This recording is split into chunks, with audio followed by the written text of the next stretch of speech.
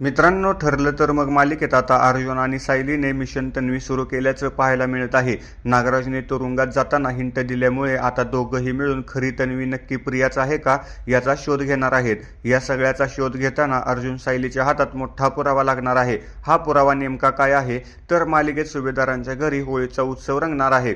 होळीच्या सणाला घराघरात पुरणपोळीचा नैवेद्य केला जातो. यानुसार सुभेदारांच्या घरी सुद्धा पुरणपोळ्यांचा बेत केला जातो. अन्नपूर्णा आजी जेव्हा पुरणपोळीचा पहिला घास खाते तेव्हाच ही चव अगदी प्रतिमा पुरणपोळ्या करते तशीच आहे असं म्हणते. इतकंच नव्हे तर नक्की या पुरणपोळ्या प्रियाने केल्या आहेत का याबद्दल ती कल्पना आणि सायलीकडे पुन्हा चौकशी करते. इतक्यात प्रिया तिथे येते आणि म्हणते, हो, चव सेम असणारच, शेवटी आमचं रक्त एकच आहे.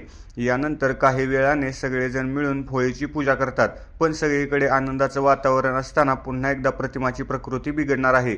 तिला तात्काळ रुग्णालयात दाखल केलं जातं आणि यानंतर तिला गरज भासते रक्ताची. आता सगळ्यांसमोर प्रिया प्रतिमाला रक्त देण्यास नकार देते.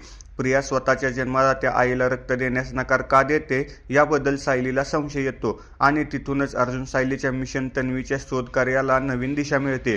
आता प्रियाची रक्तगट तपासणी करणं आवश्यक आहे याची जाणीव अर्जुनला होते. सुभेदारांच्या घरी रंगपंचमीच्या दिवशी ब्लड डोनेशन कॅम्प आयोजित केला जाईल असं मालिकेच्या प्रोमोमध्ये पाहायला मिळतं. या कॅम्प दरम्यान अर्जुन मोठ्या हुशारीने प्रियाचं ब्लड सॅम्पल मिळवतो. पण या सगळ्यात ती नक्कीच काहीतरी घोळ घालणार याची अर्जुनला 100% खात्री असते. अर्जुनच्या संशयानुसार खरंच प्रिया रक्ताची रिपोर्ट बदलण्यासाठी फोन करते.